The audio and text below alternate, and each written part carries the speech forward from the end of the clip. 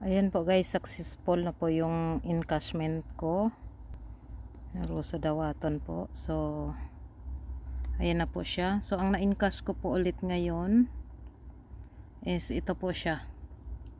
1,718 po. Yan po na-encash ko ngayon. Sa 2,080 na laman po ng account ko ulit. Ayan po yung last kong encashment. Bago ngayon na sundan, 3,933.10. So, ngayon ito naman po. Sa Sabado po to ibibigay yung payout.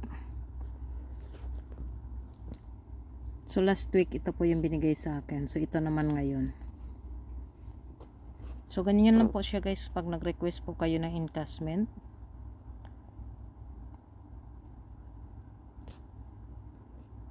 So, mag-back na po tayo dito. Ibaback na po natin sa ating dashboard. Ayun. Okay na. Ito na lang siya makikita. Kasi, ano na po, nakaprocess na po.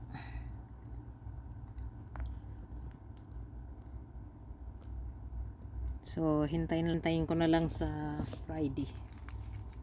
Ay, sa Saturday yung payout. Maraming salamat.